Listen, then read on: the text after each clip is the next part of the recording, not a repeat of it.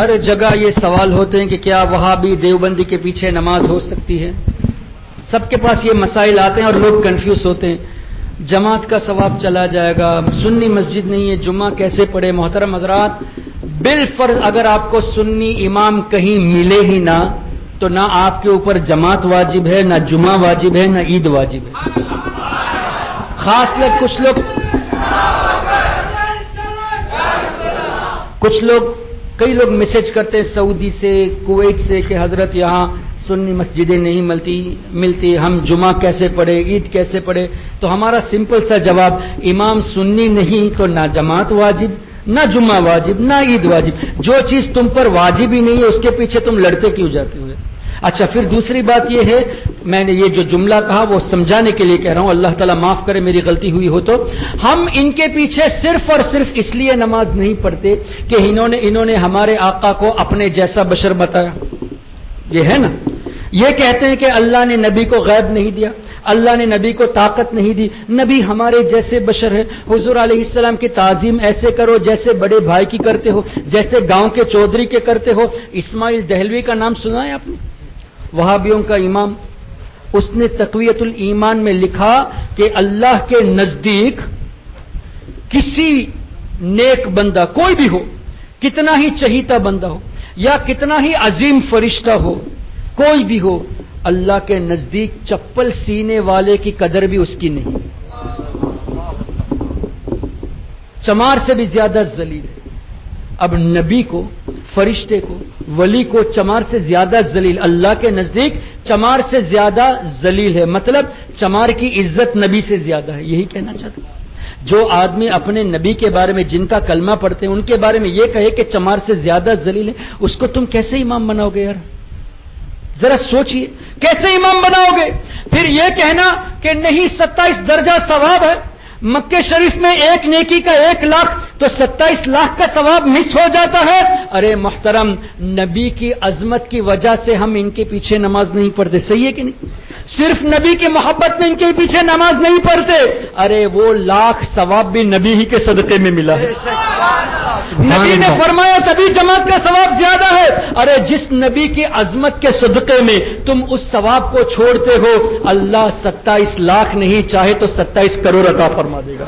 کیونکہ اللہ کے حبیب کی محبت میں تم نے اکیلے نہیں نماز پڑھی. تو اکیلے نماز پڑھیے اس امید پر کہ یا اللہ تیرے حبیب کے گستاخوں کے پیچھے نماز پڑھ کر ہم اپنے ایمان کو برباد نہیں کرنا چاہتے، اس لیے ہم نے اکیلے نماز پڑھی. تو انشاءاللہ اللہ چاہے گا تو 27 کروڑ درجہ عطا فرمائے گا. تو آپ کبھی اس کی فکر مت کیجئے. وہابی، غیر مقلد، اہل حدیث، ان کا ایمان ہی نہیں تو ان کے پیچھے نماز کہا. پھر آپ نے ان کو امام بنا لیا تو اس کو مقتدا، پیشوا، مسلمان مان لیا. اور جس کا عقیدہ حد کفر تک پہنچ گیا، جس کا عقیدہ کفریہ ہے، اس کو مسلمان ماننا ہی خود کفر ہے.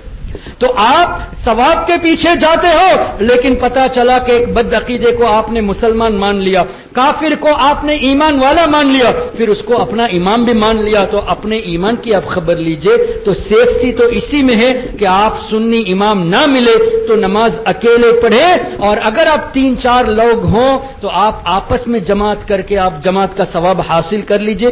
ہرگز وہابی کے پیچھے مت پڑھیے. کوئی یہ بھی کہتا ہے کہ نہیں کچھ مسجدیں ایسی ہوتی ہیں جہاں ہم کو پتہ نہیں کہ امام سنی ہے یا وہابی ہے، سنی ہے یہ دیوبندی ہے، ہم کو پتہ نہیں. تو ایسی جگہوں پہ ہم کیا کریں؟ تو احتیاط تو یہی ہے کہ ایسی جگہ پہ بھی اکیلے ہی نماز پڑھے.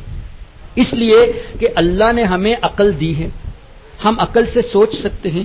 آپ اس مسجد میں جب کبھی جاؤ تو دیکھو کہ مقتدیوں کے چہرے کیسے ہیں، نورانی چہرے یا ایسے ہی ہے، وہ تو آپ پہچان کر سکتے ہیں نا.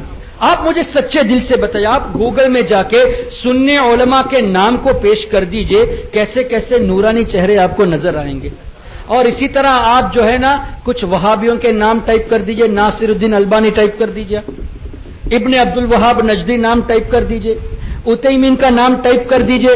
آپ کو ایسے سڑے ہوئے چہرے، آنکھ بند کیے ہوئے، بالکل بلائنڈ چہرے نظر آئیں گے. اس سے کیا پتہ نہیں چلتا کون ایمان والا ہے، کس کے دل میں محبت رسول ہے. آپ ہمارے شہباز ہندوستان کا چہرہ دیکھ لیجیے، تاج शरिया का चेहरा देख लीजिए, आप हमारे मुफ्ती मुजीब अशरफ साहब का चेहरा देख लीजिए, देख के ईमान में ताजगी पैदा होती है और उनके चेहरे देखते हैं तो घिन महसूस होती है। तो आप उनके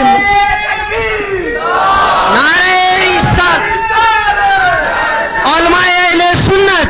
अरे ये तो इमाम की बात हुई, आप अवाम को भी देखिए कि कहीं बड़े भाई का कुर्ता और छोटे भाई का पैजामा तो नहीं है, कहीं माथे पे शामी कबाब तो नहीं है, कहीं मूछे जो है ना निकाल तो नहीं दी, टकला तो नहीं। ये टकला होना, मूछे निकाल देना, ये इनकी अलामत हदीस में बयान है।